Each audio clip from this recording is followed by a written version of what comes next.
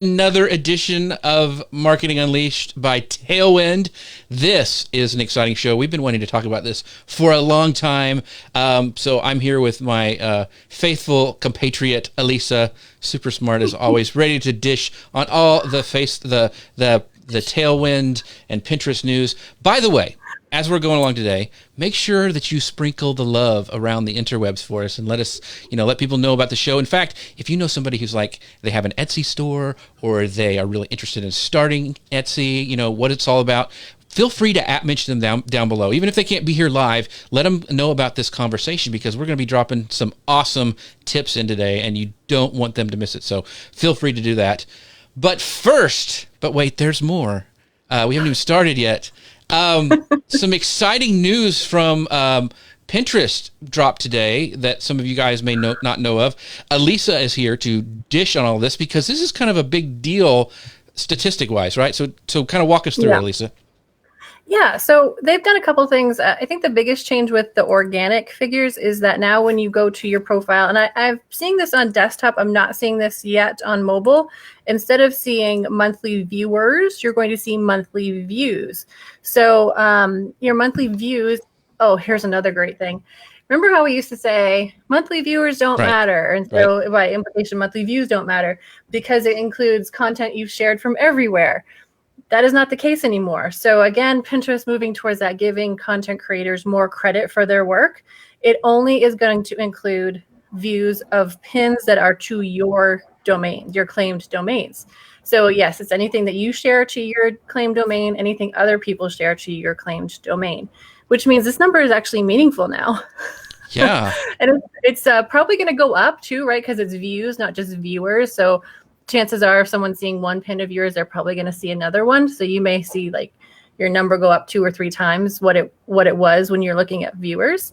So that is super cool.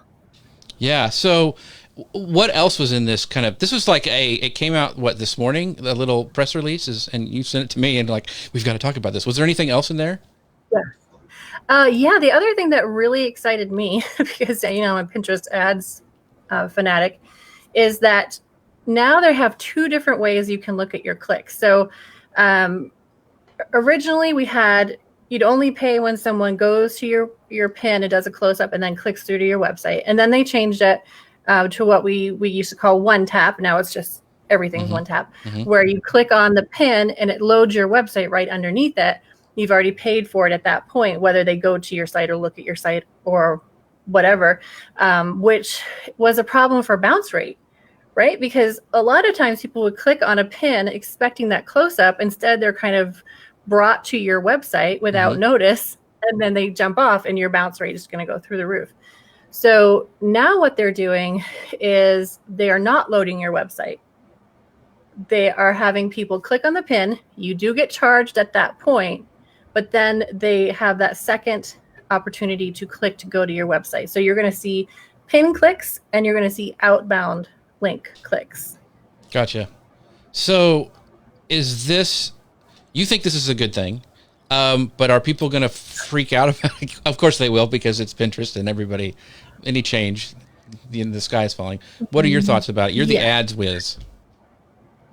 I think it's great. I know that when it changed from the original to one tap, they had said, we're guessing that you're going to probably want to spend about 70% less because your clicks will be worth about 70% less than they were.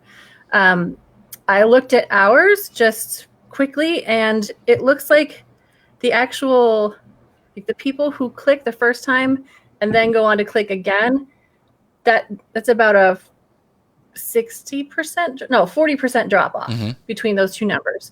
So now I know what I'm actually paying for. So you still have the cost per click price, right? But if you wanted to get fancy, you could then compare that to what you're actually paying for the cost for a visitor to your website, which is something we couldn't really do reliably before. So I think it might be a little distressing to some people, but I think it's good to know. Yeah. Like the more information you can have, the better. And they're also changing things like, you used to have traffic campaigns, forever and ever had traffic campaigns. Now they're considered, what do they say? Consideration. So they're naming all of the campaigns after your goal, which makes sense, especially because you're not actually paying for traffic. You're paying for someone to click on your pin, which is two different things as well. Awesome. So I think this is all good. Yeah, I'm excited. So we've got some comments here. Thank you guys for dropping in your comments. Cameron says, I'm happy about a better bounce rate, regardless of what the numbers are. More accurate data, the better. And our friend Jennifer Laura says, I think the ads change is a fabulous thing for transparency. So very, very cool. Totally. Yeah, thanks for feel free to drop in your comments as we're going along today. Ask your questions, because Elisa, I want you to introduce our special guest, because we have been excited about this for a while. So why don't you introduce her? Okay, so this is Jami King. Hi, Jami. Hi. Hi. And Jami is here as our Etsy expert, and she has reason to be that expert because she made over $50,000 in the first 8 months with her Etsy store, Liberty Island Farm. And she just blew it away so well that now she's helping other Etsy sellers with her Handmade Journey Academy. So we are going to pull as much information as we possibly can out of your head today. Because we'll be gentle. We promise we'll be gentle. Yeah. Yeah. Yes, that's right. But we first, haven't really done an Etsy show. Yeah, we never have. I mean, and I have an old, super old pin that's about Etsy back in the day, and it's one of my number one drivers of traffic because people are so interested in it. But I wanted to make sure you guys who are just joining us, do not forget that you can still get our awesome planners that you can get for Pinterest and Instagram. So here I'm pulling up on the screen, but it's bit.ly/pin planner 2021. That's bit.ly/pin planner 2021. And you can also get the same one for Instagram at bit.ly/insta planner 2021. So make sure you guys go there. And also, I would get in trouble if I did not say this, but there is a very cool offer that Tailwind is doing right now, and I want to make sure you guys know all about it. It's if you buy one annual plan, you get half off your second annual plan. Now that's a separate account, but if you've been doing Tailwind for Pinterest and you want to try it for Instagram, you can do this way. So all you have to do is go in and say, email this email address right here, newyear@tailwindapp.com. That's newyear@tailwindapp.com, and they'll get you all set up. Let them know what you can do this if you have an existing account. Let them know what account you want to upgrade, and there you go. It's a great deal. So buy one annual plan, get half off your second annual plan. Very, very cool. All right, now on to Etsy. This is going to be exciting. So, why Etsy? Why Etsy? So, I mean, you have had tremendous success, but kind of give us kind of your a little brief overview about that. I think Etsy is so unique because it is specifically for handmade. Now they do have some other things like vintage and supplies, but all in all, it's mostly handmade, and people go there to find really unique items, and they really value the handmade items. So that's first and foremost my favorite reason for loving Etsy, is because the customers there just get it. And the second reason is it is so easy to get started compared to other platforms. If you're trying to build your own website, or you're trying to get on selling on like eBay or Amazon, you can definitely do that, but you're gonna hit a lot of technical roadblocks and you're gonna hit frustrations. Whereas Etsy, for the most part, is super easy, super streamlined to get started and get selling really quickly.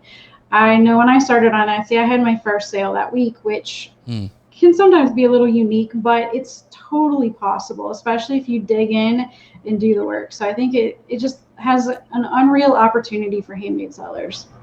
Awesome. So we've got some people already who are chiming in there. Somebody said, Max says most valuable live on Facebook. Thanks a lot. Thank you, Max. That's awesome.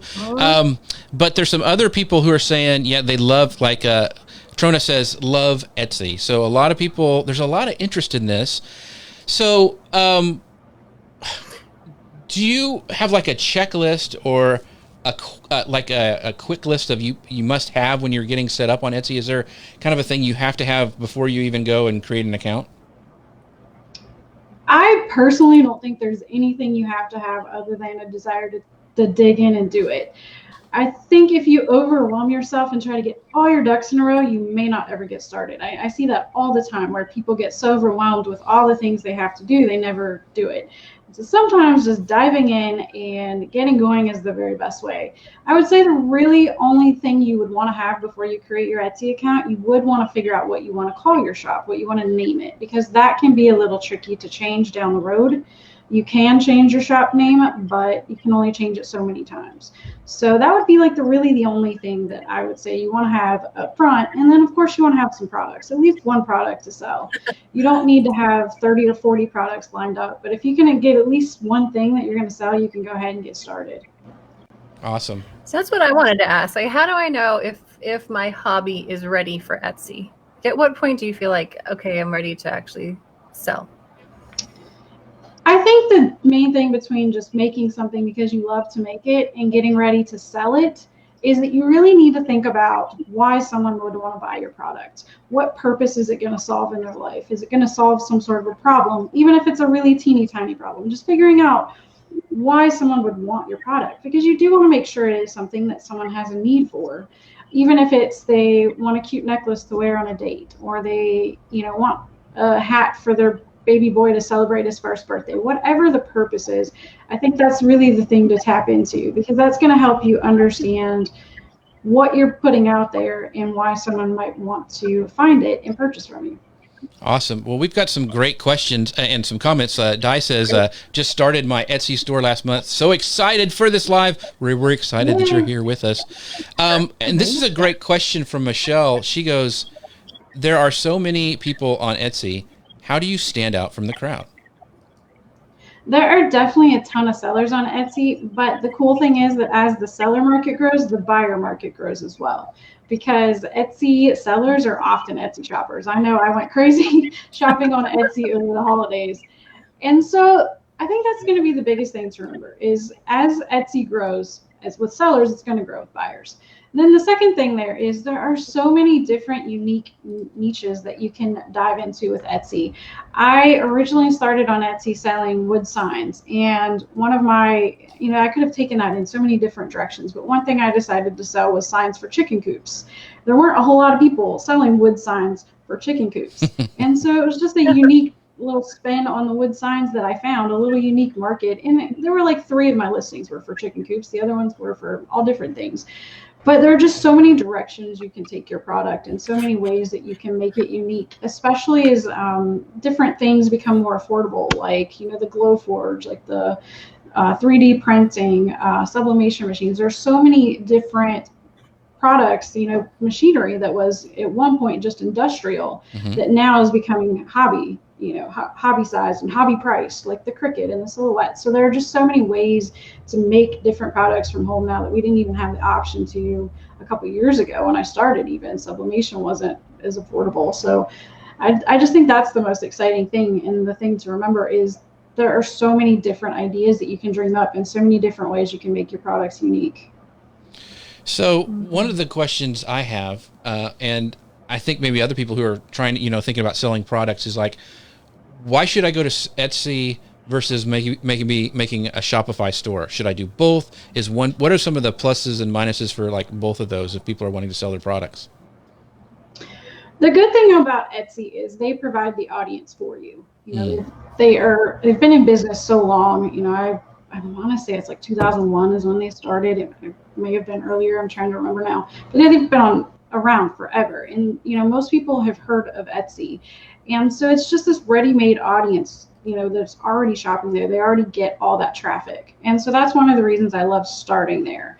Now, if you know a ton of people, if you, have a big email list, if you have a big social media following, you might be able to start your own website and just take off from the start. But for most people, that's just not going to be the case. You're going to have that audience of people, because if you have your own website, say Shopify, you're going to have to send 100% of the traffic to the site. You're going to have to really utilize Pinterest and Google to get people there, whereas Etsy already has that traffic in place for you. So for most people, they're going to probably wait till they've been in business a year or two, until they have that established social media presence, until they have that email list, until they really have a grasp on Pinterest and Google before they want to start their own website. That's great. So you mentioned Pinterest, and of course we're all about Pinterest over here. Are pinners buying from Etsy? I definitely think they are. Now, there's no way on Etsy to know for sure where your sale came from. And I think that's one of the most frustrating things with Pinterest for Etsy sellers is like, I'm doing all this work and I know I'm getting traffic, but are they actually buying? Well, I think just going back to why people are on Pinterest will tell us if they're buying or not. I know how I personally use Pinterest. I use Pinterest to help me plan for things. Like I know when I was getting married, I used Pinterest so heavily to find products to buy. And especially when I was pregnant with my 2 kids, I was really on there every day looking for things that they might need and planning birthday parties, all the different life events. Like if somebody renovates a bathroom, they're on there trying to find products to fill it with. So I definitely know that I use Pinterest to look for products, and I believe that others are looking for products on there as well. And then, of course, there's a ton of stats, that there's different surveys that people have done asking, do you buy products from Pinterest? And overwhelmingly, people do. So I definitely think that while you might find a lot of browsers on Pinterest, I definitely think people are buying there as well. Gotcha. Yeah. So I want to ask this question because I don't know very much about Etsy, honestly, at all, other than just going and buying things for my woodworking stuff. But Casey asks this. She says this. She says SEO on Etsy is so important, just like it is on any platform. So what kind of SEO can you do on Etsy? Is it the titles of your products or your descriptions? What kind of SEO can you actually do on Etsy? Yeah, the 2 main areas for SEO on Etsy are going to be your title and your tags. So you've got a title that you can utilize up to 140 characters, and then you have 13 tags that you can fill in. And these are just going to be search phrases up to 20 characters long. So those are going to be your 2 main places to utilize for SEO. On Etsy, your description is not used for SEO, but I definitely still like to sprinkle in some keywords there as well, because for one thing, with Pinterest, if you pin from Etsy, for the most part, your description is going to automatically pull into your Pinterest description, the first part of it. And so especially that first paragraph of your description, I love getting keywords into to make sure you've already got that, going for you. And it just saves you time when you're pinning. So, but yeah, the title and the tags are going to be the main 2 areas on Etsy. Gotcha. So we've got the comments are blowing up, guys. Keep your questions and comments coming. But a lot of people are like, I've got a store. I'm starting a store. So it's very, very cool. So here's I want to stay on the SEO topic if we could. Yeah, because Jami's site has a lot of information on Etsy SEO, and I was really happy to see that because whenever there's a conversation about Etsy, it's all about SEO, it seems like. So how do you find the right keywords for Etsy? And are they the same as your Pinterest keywords? Yeah, that's a very good question. So I personally think that the key to finding good SEO, to finding good keywords, is to do a lot of brainstorming and a lot of experimenting. And I know people don't want to hear that. They want to be pointed to like the solution, like this is where you go to get the keywords and just put them in and the sales will come flooding to you. But it definitely is going to take some experimentation. The main thing for me with finding keywords is going to be getting variety in there, making best use of the space as possible, and also making sure you're getting relevant keywords that really actually describe your product. You don't want to be out in left field putting some crazy words that have nothing to do with your product in there.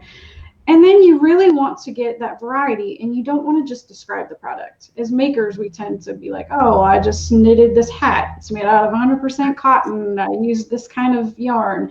And buyers don't really care as much about like the details of how you made it. They want to know, like, they're really thinking about, it's a self-serving search, right? They're thinking like, what am I looking for? What purpose is it going to fill? And so, versus looking for 100% cotton hat, they're thinking, fuzzy hat for toddler, or they're thinking, winter hat. They're thinking about what it is specifically, how is it used, who would use it, like where would you use it, what occasions would you use it for. And so you really got to get into the specifics of like all the problem solving aspect of it. Like, how is this product solving a problem? What problem is it solving? Like, I'm looking for decor for my son's 6th birthday and he likes Minecraft or whatever. But you really want to dig past just what the product is when you're thinking of your SEO. That sounds like it would work really well with Pinterest SEO and with thinking about like what's relevant and what's trending now. So would it make sense, like you said, winter hat, but would like for a chicken coop, I can't really think of a way to make that seasonal, but if you had something seasonal, it would be good to mention like the event or the holiday that might be useful for. Is that right? Oh, yeah, definitely. And I definitely think that the keywords that you're creating on Etsy, I think you can utilize those on Pinterest as well. In fact, I would venture to say that for the most part, if you're creating that good variety of relevant keywords, you can probably use them anywhere that buyers are searching for products. So if you're finding good keywords that work on Etsy, they probably will work on Pinterest. They'll probably work on Amazon. They'll probably work on Google as well. There may be some like slight differences. Like I know with Pinterest especially, people are really looking for like those trending products, and it's very seasonal. So, and that's the same on Etsy too. So whereas Google is more of kind of a long game, but I think you can definitely get on Pinterest and start ranking for some of those trending seasonal keywords for sure. So I think once you find that good set of keywords, the keywords can follow you everywhere that you're sharing your products. I wanted to bring up this comment by Casey because I hadn't heard of this before, but she says, I use Marmalade. Is that how you pronounce Marmalade for keywords along with looking on Amazon and eBay for ideas? I agree it requires research. It was a game changer for my shop. The difference between a hobby and now my husband and I both work full time in my business. Wow. That's very awesome, Casey. So very cool. That's awesome. Good work. Yeah, Marmalade is amazing. Is that a tool just for Etsy keywords? It is. It is just for Etsy. There is also a very similar tool called eRank. I like them both. I have used them both. I recommend that both of them have eRank has a free version you can try, and then I believe Marmalade has a trial. And so I always tell people, go check them out, see which one you like better. Some people like one versus the other. But they're both going to be tools that are going to help you brainstorm keywords. And they're using the listings of Etsy as the brainstorm, where they're pulling the words that are going to help you brainstorm. So say I type in chicken coop sign. We'll just keep going with the chicken coops. It's going to pull up usually the first 100 listings on Etsy that are appearing for chicken coop sign. And the fact that those listings are appearing high in the search results, that usually means they're higher performing listings. And so then it's going to show you all the words and the titles and the tags that those listings have used. And so it's a great way to see what other sellers are doing and to just brainstorm what might work for your listings. Awesome. That's so smart. So can Pam, we talk about go ahead. I was going to say, Pam says the first three words of the title most important for buyers using the app. So I thought that was a good point to bring up too. So yeah, because those are what they cut you off after the first few words. So yeah, those are definitely important. Gotcha. Okay. So when we talk about Pinterest and SEO, one of the most important fields is going to be your pin title. Does Etsy have rich pins so it will pull in the title for you? Do you usually set your own? How do you deal with that? So depending upon how you're pinning, for the most part, your title will pull in. They do the Etsy, anything you're pinning from Etsy would be considered a rich pin. And so it's automatically going to pull that title in for you. Now, if you're manually creating the pin, you might be able to type in your own title. That is the one thing I have found changes the most on Pinterest. Like you'll be pinning one way and certain information will pull in, and then it kind of after, a couple months or a year, it might change on you. But for the most part, I have found your title will pull in, and I think that's fine because your title is usually going to be up to that 140 characters, and hopefully you've really thought out some good relevant keywords that are going in there that are really going to help tell what your product is and then be useful for a Pinterest search. Awesome. So on titles, this is a great idea from Sarah. She goes, would it be beneficial to add something like gift for her in the title, or does that really matter? I think so. In your title or your tags, you could put it in either place, or you could put it in both. There is some thought that if you put a keyword in both your title and your tags, like some of your more important keywords, then you might rank a little higher. But gift is one of the words that I put in every single listing that I have on Etsy, because I do think so many shoppers on Etsy, they're not shopping for themselves as much as they're shopping for gifts.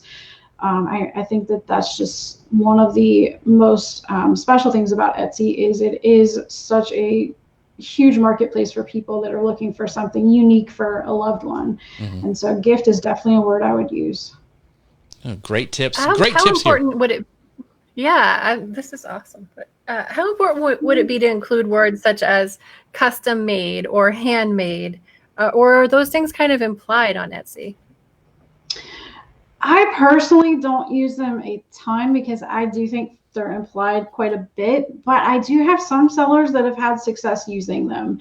And so I think that's one of the areas where I would definitely experiment, because, sometimes I'll think, especially as a seller, I'll think something's implied and then, I've proven wrong.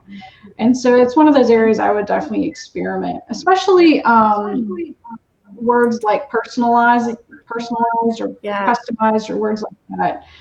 Where if your item can actually be personalized or you can do something custom for the buyer, I would definitely get those words in there.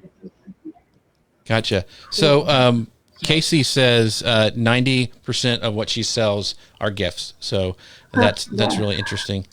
Let's see. There's so many good comments coming through here, so it's getting hard to read them. So very, very cool. Here it is. So Heidi asked this one for SEO. Are you talking about keywords we would use in our product title and our product tags? Yeah, definitely. Okay. Those are going to be the two places where SEO is going to matter the most. There are a few other areas like category and attributes, but your title and your tags are going to be your two most important places for keywords. Gotcha. Do you have tags that you would use over and over again? And if you do, would you then make sure that you had a Pinterest board with that name? Yeah, I definitely think that would be super important. Right now, my business has evolved quite a bit over the years, but I sell stainless steel tumblers, like wine tumblers and lowball tumblers. Cute. And so if I just started this business like beginning of December, and we got so busy, like I got on there just in time for the Christmas rush. So I haven't even gotten on Pinterest with this brand new business. But if I were to create boards for that business, I would definitely, get less specific, and I would have a board just called wine tumblers and have a board called lowball tumblers. And then from there, I could get more specific. Like I have some that are Alice in Wonderland related. So I could have Alice in Wonderland wine tumblers. So I definitely think that those tags can help you figure out what boards you would want to create, especially if you're using the same tags over and over again. That would kind of tell you've got a common theme to your products. Very cool. Cool. So one more SEO question. So just because I want to make sure people are really clear, Isabel asked, do you think it's important to repeat the keywords in all title and description and tags? So repeat them like everywhere. I mean, I'm assuming she doesn't mean like stuffing them so it's unnatural, but are they that important? You need to do it for the title, description, and the tags? It depends on the keywords. I tend to do a mix. I will like Alice in Wonderland wine tumbler. That's like telling exactly what my product is, right? And so I would put that phrase in my title, my tags, and somewhere in my description for sure. But, if I'm getting like super specific, like, birthday gift, I would probably just put that in one place. So I definitely do a mix so that I'm making the best use of the space. Because if I'm repeating all the same words in all three places, I am definitely not getting as much volume in there as I could. And I think the key to doing really well on Pinterest or Etsy or any search engine is getting those really good keywords in there that definitely describe your products well, but then getting variety so that you can appear in as many different search results as possible. So there's a follow-up question to that from Alicia. She goes, how do you know what tags or title keywords are working for you? How do you experiment specifically? I mean, is there because I've never been in the back end of Etsy. Is there a really robust, reporting engine, or how do you know what's working, and how can you do a split test or something like that? Yeah, that's a great question. So the main thing that I'll do, I'll put a set of titles and tags in place, especially when I'm creating a brand new product, and I'm going to leave it for at least 2 or 3 weeks because it's going to take that long for Etsy to really realize how your products fit well for those keywords. They're making sure that those keywords are relevant, that people are searching for that phrase, and then they're actually interested in your product. So you want to give it some time, first and foremost. But then second, there are some reports inside of Etsy, some different search terms reports that can help you see which search terms people are actually searching on. Now, I will say it's not perfect, because the the big report has been in beta for quite some time, and it doesn't seem to include all searches, but it is at least going to give you that percentage of buyers and see what they're using. And then the other thing is sales. Once the sales start coming, you're on to something. Right. And so don't change it if it's working for you. And so that's going to be the other big thing. All the stats, you can get really involved and enveloped in them, but I think the main judge of whether something's working is going to be your sales as well. So if you are finding that a product, especially after a couple weeks, is you're not getting many views, you're not getting many sales, that would definitely be the time to kind of change things up and just experiment. Awesome. Oh, good. That's what I was going to ask about, because everybody wants to know how long is it going to take till I should be expecting sales. And I think, obviously it has to be something that's relevant for now, like it has to be seasonally appropriate, but a couple of weeks, that's about it. As far as when you'll get your first sale, there's really no good way to know. It's going to depend on what you're selling. Is it something that a ton of people are looking for? Is it a smaller niche? What's your competition on Etsy? Are you using ads on Etsy? The Etsy ads can be a really great way to kind of shorten that window, kind of like Pinterest ads. I always tell people, if you really want a pin to take off, throw a little money behind it. That can, help you get going. And same with Etsy as well. Once you are confident that you've got a decent listing in place, spend a couple dollars a day, and that can usually help you determine whether you're on the right track or not faster, and can help you get those sales come in. Well, speaking of the thing of getting on the right track, I've had a couple people in the comments ask, okay, show us those calendar, those guides links again. So I'm going to bring those up one more time. So guys, don't forget, if you want to get the Tailwinds Pinterest planner, you can go to bit.ly/pinplanner2021, bit.ly/pinplanner2021, and also the Instagram planner at bit.ly/instaplanner 2021, Instaplanner 2021. So there you guys go. I will put those up here, and then we'll also drop them down below in the comments. So anyway, want to make sure we drop that in because people were asking. Awesome. And just people are just digging you guys are blowing up the comments. It's very, very cool. Michelle says, great info, just great. Everyone's just eating it up. So thank you so much for doing all this. This is awesome. So Jami, do you have any tips for product photography? I feel like on Etsy and Pinterest, it's all about the photo. Oh, it's so important. I think the two main areas with Etsy are going to be SEO, which we've talked about a good bit here, and then photos. I think photos are definitely the other main leg of getting a successful Etsy listing up and running. And I'm just going to say it, product photography is super hard. I actually was a professional photographer for years. I did wedding and portrait photography. And so when I started my Etsy shop, I'm like, oh, I got this. I was so wrong. I had no clue what I was doing. I remember my very first sign, I laid it down in my gravel driveway. I have no idea what I was thinking, and I took the photo right there. And I was like, oh, this is great. There's like pieces of grass sticking through the gravel. It was horrible. But everybody's got to start somewhere. And so that's going to be the biggest thing, is you just got to get out there with your camera, and you got to get started. And your first photos might not be great, but that's okay. As a professional photographer, mine were horrible, so it's okay. But once you've gotten there and you've taken those first photos, the main thing you're going to really want to focus on when it comes to good photos is good lighting. I think that if I had to give like one piece of advice across the board to Etsy sellers, most sellers, their photos are just too dark. And when we see a photo that's too dark, it's just not going to be appealing. It would kind of be like if you went into Target and half the lights were off in the store. It would be a little creepy. Yeah. You couldn't see the products very well. You wouldn't quite know what you were buying. And I think that's just going to be the main thing to remember, is you want that bright, photo. There's a reason Target has their lighting so bright. It's just very flattering, and you can see what you're purchasing. And you don't want your buyers to be confused in any way. So getting good lighting is important. As far as how to do that, my very favorite way to take photos is outside in full sun or full shade, not full sun. I would use my porch. I'm lucky I have 2 different porches on my house. So one's good for the first half of the day and one's good for the second half of the day. But if you don't have a porch, like whatever part of your house is in full shade, that is going to be, you might have to be out there at weird times. You might have to, wait for a day where it's not raining or snowing. Like that can be a little inconvenient. But that's my very favorite thing to do because natural light can just be really, really flattering and have those good soft shadows. If that's not an option for you, there's so many good options for studio lighting on Amazon even. So if you look up like continuous light kit for photography, for product photography, you're going to find a ton of things under $100 that will definitely get the job done. There's soft boxes, light cubes, all kinds of different options for getting good light. But so if you have money to invest in your Etsy business, getting the good light is probably going to be, the most important thing. The camera honestly is not anymore. So many cell phones have great cameras. Right. And so if you got a cell phone that came out in the last 3 years, you've probably got a good camera already. And I have my expensive camera I used when I did pro photography, but I don't even use that. I just use my cell phone now for the most part. So just focus on that light, and I think you can get good photos for sure. Okay.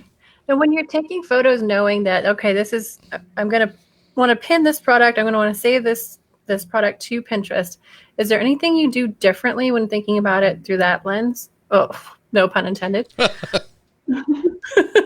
I definitely think lifestyle photos can do really well on Pinterest, and that's just going to be your product in use, like your product out there in the wild. So when I take photos of, say, my wine tumblers, for instance, I sell on Amazon a lot, and I sell on Etsy. On Amazon, they require a white background starting in February, at the end of February of this year. And so I'll take my kind of boring white photo, it's just a white background for Amazon. But then I will take, some fun photos too. Like for Etsy, I have this fun pink stucco looking background and like a wood base that the tumbler sits on. And then you can take photos of you holding the tumbler. People always say, I can't get modeled photos or showing like a person using the product. I can't get modeled jewelry photos. And you'd be amazed what you can put on yourself or how you can use yourself in the photos. So like, if you've got a bracelet on, you can hold the camera in one hand and take a photo of your wrist, or if you're selling rings or even necklaces, you can do some sort of selfie, and you might have to get creative with the cropping, but there are ways to get that product, showing it in use. Or like the wine tumbler, I could actually pour some wine in there and set it on my kitchen counter and, maybe put a little charcuterie board or something beside it to show the product in use. I just think on social media and Pinterest, there's a debate. Is it social media? Is it a search engine? What is it? It's kind of a hybrid in my mind. But I still think those lifestyle images that do really well on social media can do really well on Pinterest too, because people are there looking for ideas. And when you're showing the product in use, I just think that can really help them envision how they can use the product. So there's a couple questions about, when we were talking about tagging and stuff and people were doing things. Can you get in trouble on Etsy for like copyrighted? Somebody said something about like Alice in Wonderland and, Disney took them down or something like that. So how careful can you not use like any Disney terms in your tagging and stuff like that? Or how does that work on Etsy? You definitely have to be very careful. Now, Alice in Wonderland, the book is phrased differently, but Alice in Wonderland is kind of one of those gray areas because it's, it's so old that it's kind of under the Creative Commons envelope now. And that's, where I'm using the Mad Hatter quotes from the book and things like that.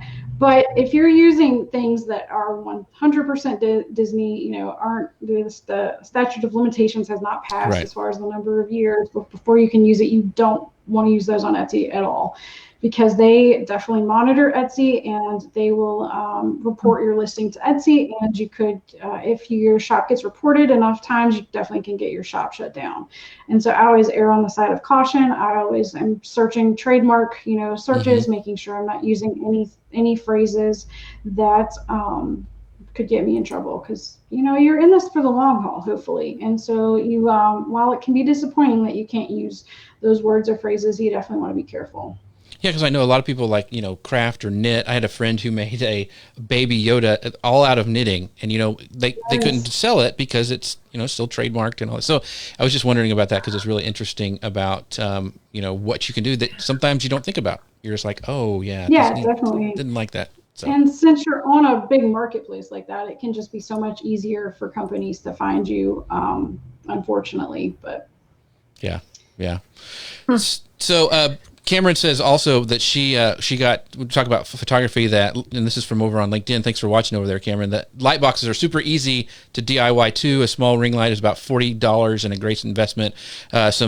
Casey also said, I used a light box that I bought on Amazon for like $40. Should have purchased it years ago. Yeah. So it's always that way, isn't it? But so you can really, and still use your phone, but upgrade your lighting, like you were saying. So I thought those were great points as well. Oh, definitely. Yeah, there's some. Actually, on Pinterest is where I would look for all kinds of little photography hacks like that too, because you can use like the little gooseneck like desk lights, and you can put a daylight bulb in there and put like tissue paper or sheer white curtains in between it to help diffuse the light, and you've got a lighting setup. So you can have a setup for $10 if you want to. And Pinterest is a great place to go to look for all those kind of tips and tricks with photography.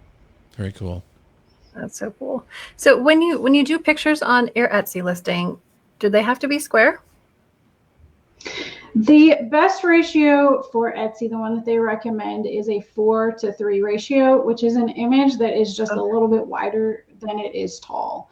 And so it's kind of the opposite of what Pinterest wants. Pinterest wants those tall pins, and Etsy's looking for the ones that are slightly wider. So it's a little bit conflicting, because with Etsy, for the most part, you're going to want to take your photos in landscape format. So you're going to have your camera turned to get those wider images. And then with Pinterest, you may be looking for the taller images, just so they can fit in the tall pins better. So I always recommend, when you're taking your photos, try and get as much space around there as you can, so you've got lots of opportunity to crop in different ways if you want to. That's great. So if you're going to make a Pinterest specific image for a product, will you then like not put it on your listing, but then just like schedule it through Tailwind to Pinterest? Or will you put it on your listing? How do you handle that? I will I don't like to create something just for one platform. So if I can, I will create, I'll use the same images in both places. I do recommend, when you're taking your photos, we're not using film cameras, for at least I would assume most of us are not. So you've got this digital camera where you can take hundreds or thousands of images if you want to. So when you do sit down to photograph your product, don't just take 3 snaps and call it good. Take 10 or 20 of each product, move around. That was definitely a tip I learned from my wedding photography days, I would end up with 5,000 images sometimes at the end of a, 6 to 8 hour wedding. And so I don't expect anybody to take quite that many photos, but while you've got your camera out, while the product is there, take as many as you can. I would try and get 15 to 20 images per product that are just different angles, because then you've got a lot to choose from, either maybe some that just didn't, for whatever reason, turn out right. And then you can make those different pins that Pinterest really likes these days. So you've got a lot of variety there, and you're not just creating the same pin with slight changes. You're actually using different photos. So are you adding branding or text to any of these? Sorry, Jeff. That's all right. For your first photo, I do not like to add any branding or text, because it can make it, on Etsy that is, it can make it really confusing to tell what your product is. Like sometimes people will put these watermarks over their photos to hopefully keep someone from, taking their photo. There are a lot of overseas companies that unfortunately will take your photo and then try and recreate your product and try and sell it on another site. And so people will try and avoid that. They'll put these crazy watermarks over their photos, like whether it be their logo or like the X's or whatever. But when you do that, it makes it really hard to tell what it is that you're buying. And so I always dissuade people from using those because a good person in Photoshop can easily remove them anyway. So for your first photo, I try and keep it very clean and make sure that you can tell exactly what the product is. For the second photo, second on, you can have up to 10 photos on Etsy. I am really liking photos that are what I call them infographics. I kind of, in my mind, that's the name I made up, but they're not really an infographic. So it's a photo with text on it. And so I guess that is an infographic. Okay. But you're, maybe answering some questions, because people don't love to read the descriptions, but maybe you're answering some questions. Maybe you're pointing out something. And so I'll add arrows. I had this a member of my academy. She created this really cool, it was a glass slipper. And it was she used little glass mosaic tiles, and it was really neat, like garden art. And for the heel of the slipper, she used the top of a wine bottle. And so it was upside down, and it was really cool. It was like a stiletto shoe she had made. But when I looked at it, I couldn't tell that was a wine bottle just by looking at it. And so I'm like, man, this is where you can really capitalize on adding some text here. Add a little arrow and put, recycled wine bottle, or however you phrase that, so people really understand what it is you're selling. Because when you're selling online, the person can't pick it up, they can't spin it around, they can't look at all sides of the product. And so the more that you can do to really use your photos to explain in short, succinct ways what the product is and the features and the benefits of it, the better it is you're going to land that sale. And I think that you can use those infographic style graphics on Pinterest as well, where you're showcasing the benefits of your product right there in the pen. I love, I know arrows always catch my eye when I see a cool arrow on a pen, or when I'm browsing Facebook or whatever. If I see an arrow pointing specifically to something, so I love adding those arrows and pointing out those really unique features of your product. That's interesting. I'm picking up a theme about wine and wine bottles. We have a lot of extra ones laying around after quarantine. So there's a whole cottage industry after quarantine. Yeah. There's going to be all kinds of recycled wine products popping up. Right. So there's a really good, really explicit question here. Heidi goes, my products are printables, and my descriptions are often really long, explaining the game, etc. When I pin from Etsy, the description automatically comes up as the pin descriptions with no option to change it until it is posted. Is there a way to get around this? So I haven't really found a way around that. And again, depending on where and how you pin, you may find it works a little bit differently. I know when I pin using Tailwind, I can change the description right then when I'm doing it. And so that's one reason I love utilizing Tailwind, because I've got that a little bit of flexibility. Whereas I think if you do pen using Pinterest, you have to go back and edit it. At least that's how it's been in the past. So Tailwind might save you a step there for sure.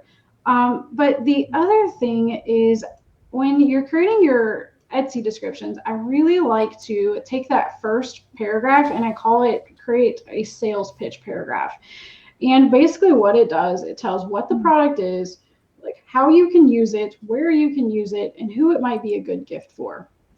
And on the handmadejourney.com blog, I actually have an article all about Etsy descriptions, and there's a little template that a little freebie you can put your email and address in and grab. But it basically is a little template where you just plug and play words in. And when you do that, it's creating this paragraph there at the very beginning. It's usually almost the exact size that Pinterest will pull in, and it's got those those keywords naturally sprinkled in for you. And so that's the very first thing I create for my descriptions for all of my Etsy products. I get that sales pitch there right at the beginning. It's kind of giving the basics of what it is, who it's a good gift for. And the good thing about that too is that's about the amount of characters that Google is looking for too. And so they're using your title in the very beginning of your description to help you appear in the Google search results. And so when you're doing that, you're creating a description that helps people, hopefully kind of nudges them to buy, because you're helping them envision why they want it. And you're also getting those good keywords in there for Pinterest and for Google as well. So I think it just kind of kills 3 birds with 1 stone. Just makes things easy. So there's some great, I'm sorry, I'm reading all the comments. It's like a book that I've got to, put a bookmark in. So what would you say to help, your top tip for people who want to use Pinterest to boost their Etsy account? What would be your number one tip that you would tell people? I think it's going to take some experimentation for sure, just like Etsy does. I don't think that you're going to create a tall pin and it's just going to create tons of sales for you. I think you're going to have to put in a little work. I think using a tool like Tailwind is going to save someone a ton of time and effort. And the cool thing about Tailwind as well is it really helps make sure that you are complying with Pinterest best practices. And so you don't necessarily have to have a degree in Pinterest in order to get going, because you guys are really helping people understand exactly what they need to do. And then the main thing that I think, with the Pinterest shifts of last year, I think the most important thing is going to be quality pins. So rather than, throwing thousands of pins out there like we used to do and just hope they'll stick, I think you really need to focus on creating some good quality pins and creating that variety. I think that's going to be the most important. Awesome. I never thought about this, but Melody asked, are there any tips for digital products on Etsy? Can you sell digital products on Etsy? Yeah, you definitely can. There are all kinds of things from printables to like graphics that other Etsy sellers can use to, I think the person before mentioned she made some kind of game, which is a printable game, which is very cool. So you can sell, patterns are huge on Etsy, knitting and crochet and sewing, all kinds of patterns. The thing with those types of products is it's quite easy for a seller to sit down and create several hundred products. So I think the biggest tip there is you may find that you need more products than the average seller does. And you may have to get super specific with some of your niches that you want to try out, because you may find like printables, for example. If you're creating nursery printables for a baby's room, there are quite a few listings on Etsy. And so you just might have to kind of carve out, something specific that you do that maybe other people are not doing. But really all of the same tips as far as good photos, SEO, like those are going to be the most important for digital products as well, I think. So this is a great question, because I think a lot of people maybe who are just getting started with Pinterest or even Tailwind, or, like Nikki asked, how do you connect your Etsy shop to Pinterest business? I think that's a great one. Do you want to take that, Elisa? Sure. Yeah, you can claim your Etsy shop. So if you go in your settings under claim, you can claim your websites and YouTube, Instagram, and Etsy. So you definitely want to do that so that you are getting those to show up in your created tab, and Pinterest knows that you are the owner of that content. Cool. That's what I was asking, because I think some people who just started don't know that. So it's you can do it with a lot of other things too. So yeah, thank you for that explanation. What are some other questions you had, Elisa, as I go through all this stuff? So Julie, who we know from the show, she's one of the designers at Tailwind, and she's also an artist. Surprise, surprise. She does beautiful pet paintings. And so I asked her, like, what do you wish you had known? And one of the things that she said, and Jami, you can comment on this, is that a lot of times she sees people link to their listing manager instead of their public-facing listing page on Pinterest. Have you seen that happen? I definitely see it when I'll ask someone for their Etsy link so I can help them out. They'll share the behind the scenes link that only the seller could actually access. So yeah, that's a very good tip. Make sure you're pinning that forward facing link versus the one behind the scenes. Yeah. Okay. And can you do Pinterest product feeds with an Etsy store? I don't imagine a lot of Etsy sellers have enough products to want to do that, but do you know if it's possible? As far as I know, it's not possible. Okay. I know, like, to be a verified merchant, I believe you still have to actually have a standalone website that you can, put the code in, or a site like Shopify that is linked up with Pinterest to be able to do that. So with Etsy, I have not found a way to do that. Gotcha. Okay. All right. Is there a way in Etsy to see, like, I think you mentioned that you can't see sales coming from Pinterest. Is there a way in Etsy to see what people on Pinterest are looking at, or are you looking at Pinterest analytics to see what they're clicking on? You definitely can see how many views you're getting from Pinterest within Etsy. It's in the stats page. There's different categories, like how many views came from Etsy search, how many came from social media. And under the social media tab, you can expand that out and you can actually see how many came from Pinterest. And if you drill into that further, you can actually see which which listings they viewed as well. And then it gets really magical when you link your Etsy shop with Google Analytics, because I'm sure you guys have dove into Google Analytics with Pinterest in the past. There's all kinds of stuff you can see once you do that. You can actually see, which pens they found you through and all that. So that can be really valuable as well. So here's a great question, and I did not know about this, but Doris asked, any comments on the new Etsy video feature? Yeah, as far as I know, it seems to be that most sellers or most shoppers are seeing the videos feature now, either on the app or on the website. So I definitely think it is worth experimenting with. They are just going to be short videos. I want to say it's like 15 seconds is the max. They're not going to be, is it 15? No, like I put me on the spot and I wonder about it. But they're going to be short videos. Right. They don't need to be super fancy. Like, you don't have to have a production crew. Again, good lighting is going to be very important, but just to kind of showcase your product.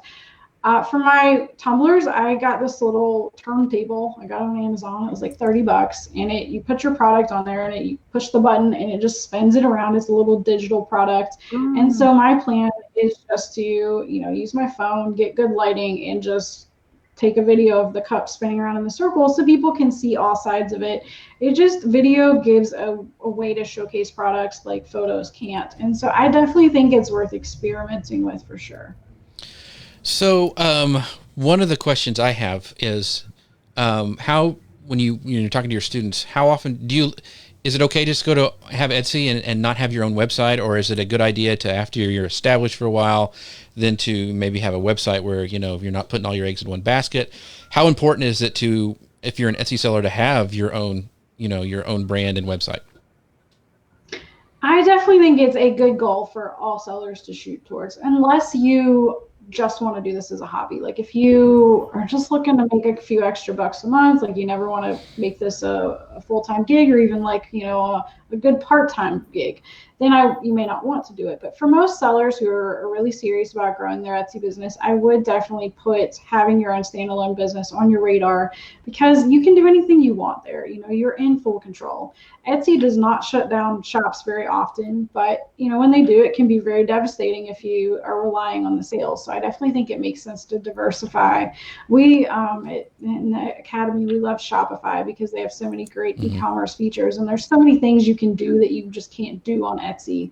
So I definitely think it's a good goal for people. It may take a year or two or even longer to get there, but that's okay. It's just something to keep on your radar, because if the goal is to create your own website, you're really going to focus on building your social media presence, understanding Pinterest. So when you have that website, you can start pinning from it. And you're also going to look at having an email list, which I think can be a great way to grow your business. Awesome. Let's see. There was a great question. Oh, here it is from Lisa. She goes, my website is linked to Google Analytics. If I want to link to my Etsy shop, is that a different Google Analytics account, or how does that work? So it can all be through the same Google login. You can have different websites that you're linking to. So I have my Etsy shop and my Handmade Journey website linked in the same account. You just would click out of one and click in the other. But they're separate entities inside the same Google Analytics account.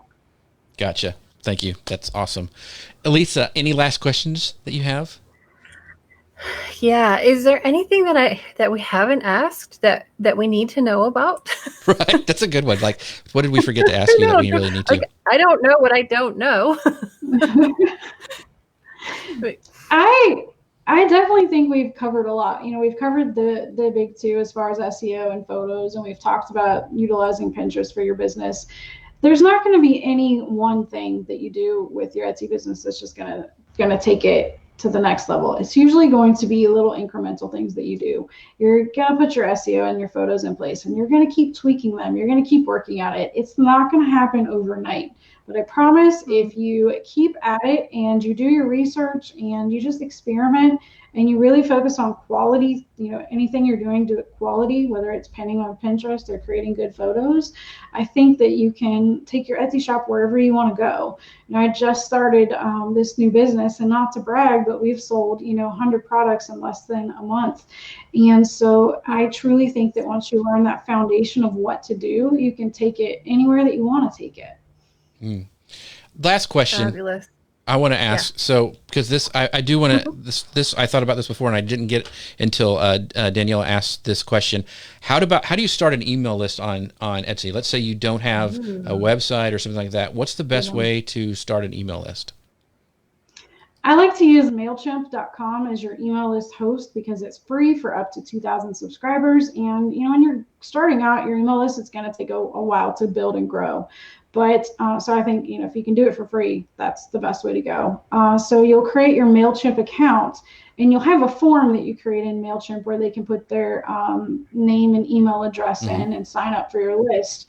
And you'll put the link to that form in your Etsy descriptions. And so basically you'll say, want 10% off your order, sign up, click here to sign up for my email list. You do have to offer some type of incentive because gone are the days where people would sign up for your email list just because. So you would want to offer some sort of discount or some sort of freebie or something to sign up for your list. And then I'll usually create a graphic specifically to use one of my photo spots on Etsy, specifically advertising that discount to get on my email list. And it's cool because you're growing your email list, but you're also helping tip people over that were thinking about buying your product. They're like, oh, if I get this product, I can sign up for the email list and get 10% off. Like that kind of can be the tipping point to help get more sales.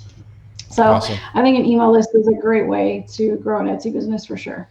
Well, we've already had a lot of people say we need to do a part 2. So we will have to have you back because there's a lot of great questions, a lot of great content. It's fascinating. Can you tell people where the best, your Etsy store and the best place to find you online? Yeah, sure. So you can find me at handmadejourney.com. That is going to have all my blog articles. It's going to have a link to my Etsy shop. And there are a bunch of freebies on there that you can sign up for too. I've got some SEO checklists on there, some tips for product descriptions, all kinds of stuff. So definitely go there to find me all the other places. Awesome. And guys, don't forget that we do have a special going on right now where you can buy one annual plan at Tailwind and get half off your second annual plan. And then if you go to newyear@tailwindapp.com, that's newyear@tailwindapp.com, send them an email and get that set up. And you can, even if you have an account, you can go ahead and get another account at half price as well. So we would be remiss, and I would be in trouble if I did not mention that at the end of the show. You're always in trouble. I'm always in trouble for something. I'm trying to get things done. But so to go to newyear@tailwindapp.com. Thank you guys so much for watching, all the great comments today. Yes, everybody's going, yes, part 2, yes, part 2. So we will try to get that set up. Thank you guys so much for watching. We will see you next time. Thanks, everybody. Thank you, guys. Bye-bye. Bye. Bye.